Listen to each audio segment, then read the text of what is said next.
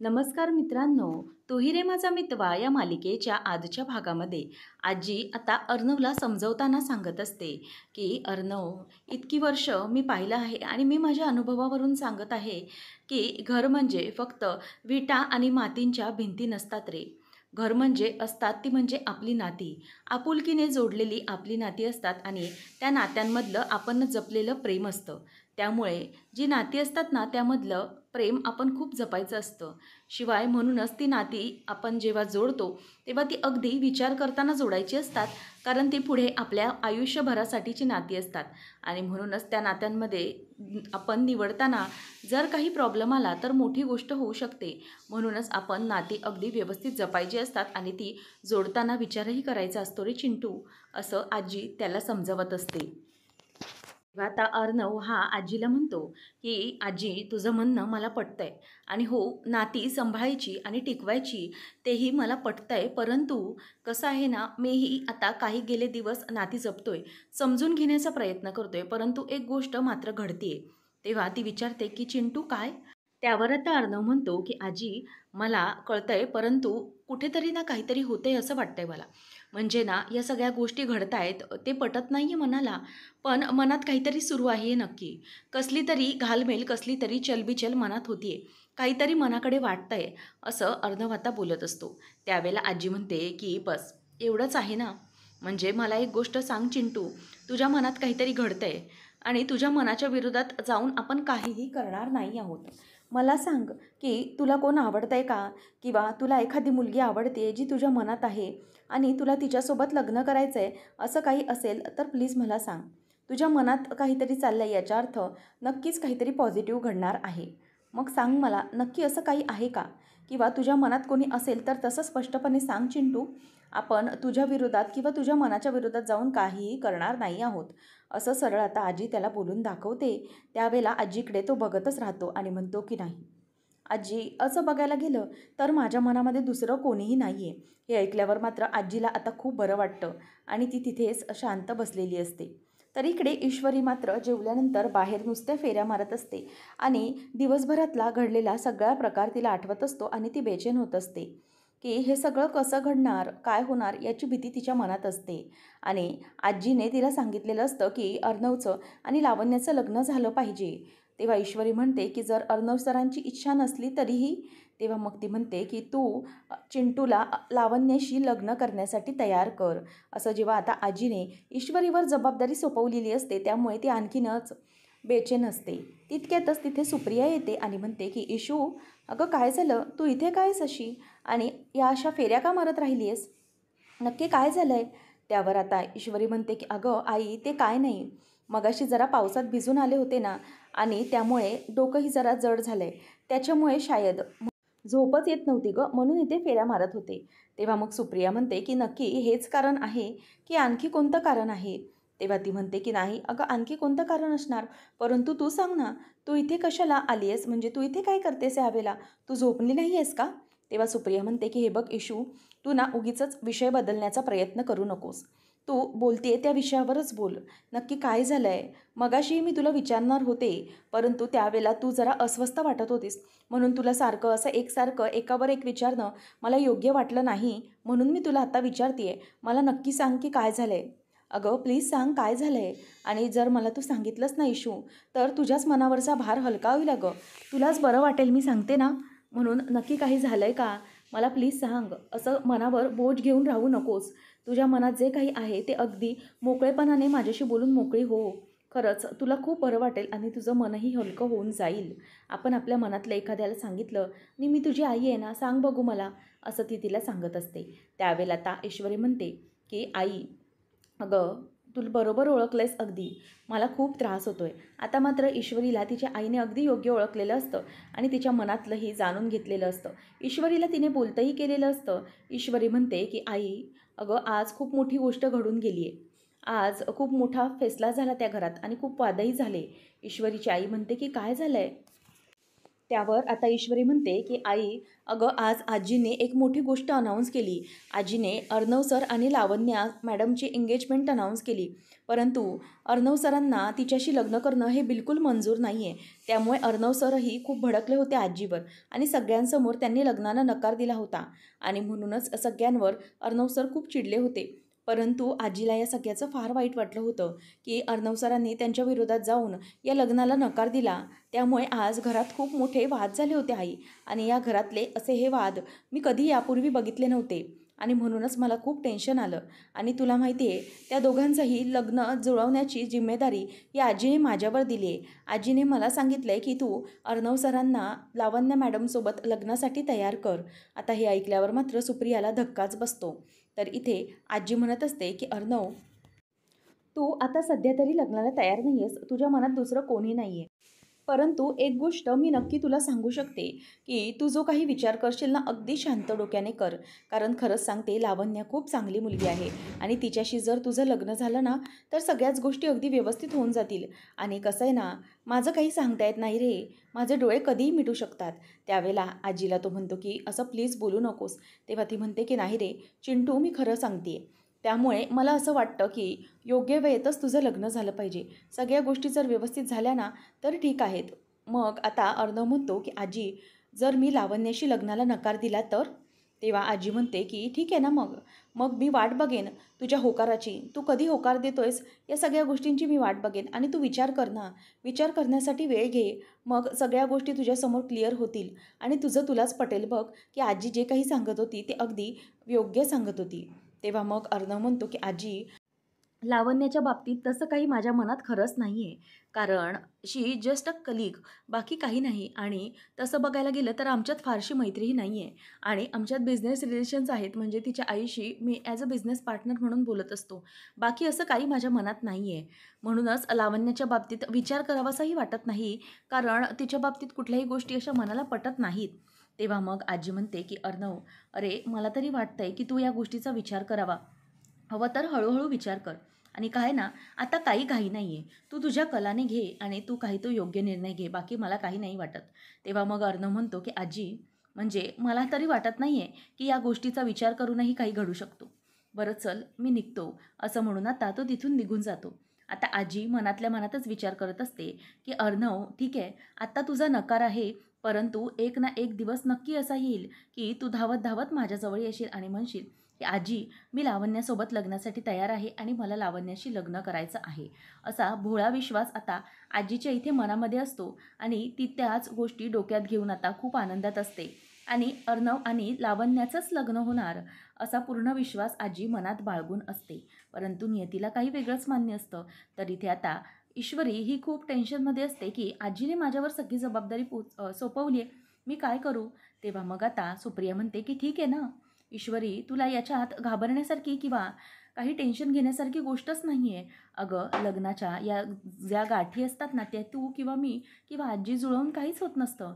लग्नाच्या या गाठी या स्वर्गात बांधलेल्या असतात. त्यामुळे आपण जरी त्यामध्ये काही केलं तरीही त्याचा काहीच उपयोग होणार नसतो. जर खरंच नियतीनेच हे ठरवलेलं असेल की अर्णव आणि लावण्याचं लग्न व्हावं, तर ते होईलच ना. तुझ्या किंवा आजीच्या बोलण्याने ते काही थांबणार नाही आहे, म्हणून तुला घाबरण्याची गरज नाही आहे. तेव्हा मग ईश्वरी म्हणते, पण जर काही चुकीचं घडलं तर? ती म्हणते की जर ते चुकीचं घडलं तर आपण समजायचं की ते नशिबातच नव्हतं किंवा होणारच नव्हतं. म्हणून त्या गोष्टींचा जास्त तू आता विचार करत बसू नकोस. तू अर्णवशी बोल हवं तर.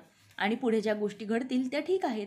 आजीला तू सांग की मी बोलली आहे, म्हणजे तू तुझ्या जबाबदारीला मोकळं केलंस ना, ठीक आहे.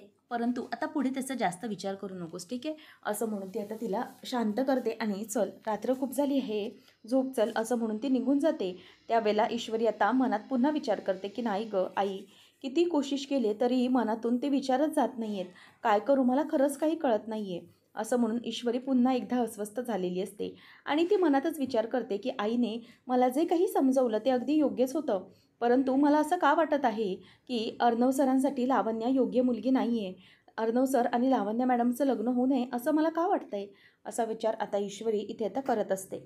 तर लावण्या ही दिवसभरात जो काही घडलेला प्रकार असतो त्यामुळे अस्वस्थ असते आणि नंतर अर्णव जे काही सगळ्यांसमोर तिला लग्नासाठी नकार देतो की मला हे लग्न मान्य नाही आहे. आजी तू मला न विचारता हे ठरवलंच कसं, असा जाब जेव्हा आजीला विचारतो तेव्हा मात्र इथे लावण्या अस्वस्थ होते आणि आजी तू मला विचारल्याशिवाय इतका मोठा डिसिजन का घेतलास, मला हे लग्न मान्य नाही, असं सरळ त्याने सांगितल्यामुळे लावण्याला आता आणखीनच टेन्शन आलेलं असतं. त्यावेळेला अर्णव आता आजीच्या खोलीतून खाली उतरतो आणि समोर लावण्य असते तिच्याकडे तो बघत राहिलेला असतो. त्यावेळेला आता लावण्य ही त्याच्याकडे बघते. अर्णव आता लावण्याला म्हणत असतो की सी लावण्या, आज जे काही घडलं ते सगळं अनइंटेन्शनल होतं आणि ऑल ऑफ अ सडन हे सगळं घडलं.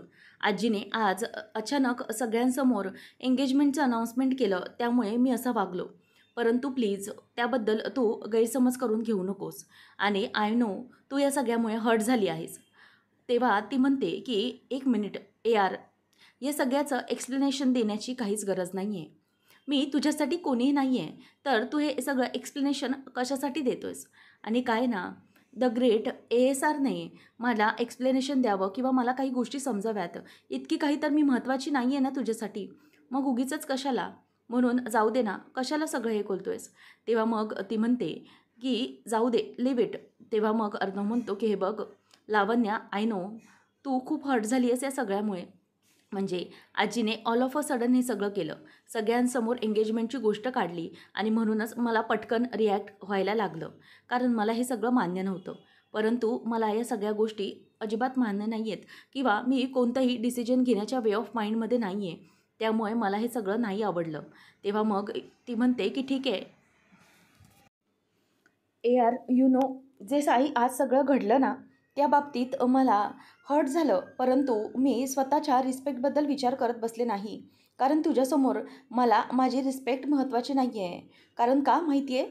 बिकॉज असं बोलून ती तिथेच थांबते. त्यावेळेला अर्णव तिच्याकडे बघतच राहतो. तो म्हणतो की सी लावण्या, जे काही घडलं आहे ना ते फार चुकीचं घडलं आहे, आय नो, आणि त्याच्यामुळे तुला फार वाईटही वाटलं असेल, परंतु ट्राय अँड अंडरस्टँड, मला आता या बाबतीत नाही विचार करायचा आहे किंवा या गोष्टी नाही आहेत सध्या माझ्या डोक्यामध्ये. तेव्हा मग ती म्हणते की ठीक आहे AR, डोंट वरी, तू आता यामुळे स्वतःला त्रास करून घेऊन बसू नकोस. यू नो तुला कळणार नाही, बिकॉज मी काय करते हे मला माहिती आहे. मी या सगळ्या गोष्टीसाठी कितीही वाट बघायला तयार आहे. I willing to wait. काय ना, कारण कितीही काही झालं तरीही मनातल्या गोष्टी स्वतःला समजवायला, आपल्या मनातल्या गोष्टी या बाहेर पडायला फार वेळ लागतो. आणि आय नो कधी ना कधीतरी तुझ्या मनातली गोष्ट कळेल, तोपर्यंत मी वाट बघण्यासाठी नक्कीच तयार आहे. जे काही तुझ्या मनात चाललं आहे ना त्या सगळ्या गोष्टी या तुला समजेपर्यंत वेळ लागेल, तोपर्यंत मी नक्कीच थांबेन तुझ्यासाठी आणि I am willing to wait, असं ती त्याला आता बोलून दाखवते.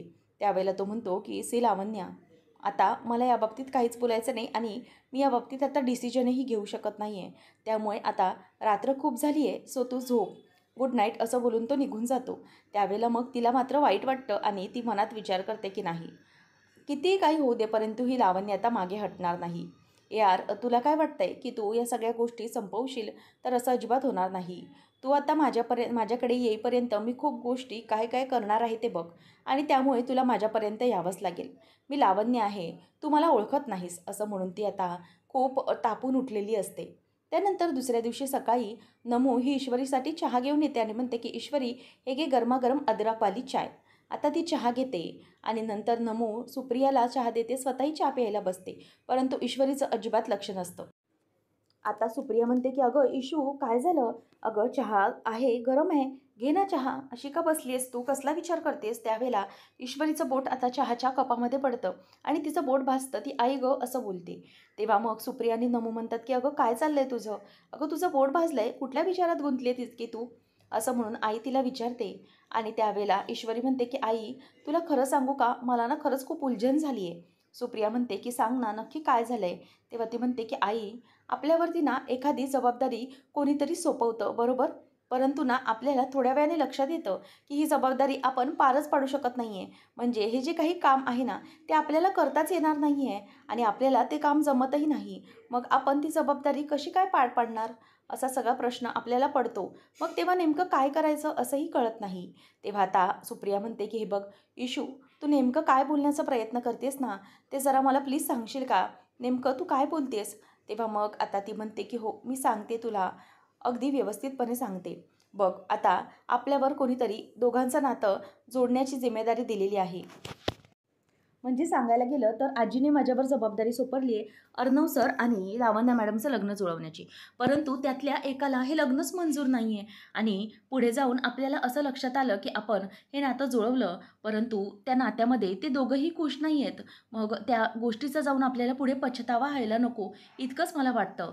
तेव्हा मग आता यावर ईश्वरीला ती म्हणते की हे बघ इशू, तुला खरंच असं वाटतंय ना, मग तू एक काम कर, तू ना सरळ आजींशी या गोष्टीत जाऊन बोल.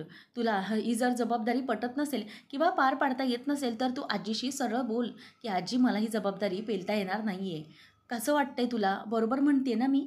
तेव्हा मग ईश्वरीलाही पटतं. ती म्हणते की हो, आजीशी मी आजच बोलते की ही जबाबदारी काही मला पेलवता येणार नाही.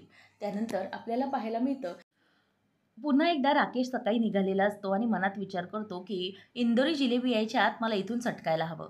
आणि काय नशीब आहे ना माझं, ज्या व्यक्तीला सगळ्यात जास्त भेटावंसं वाटतंय तिच्यापासूनच इग्नोर करून लांब पळावं लागतंय.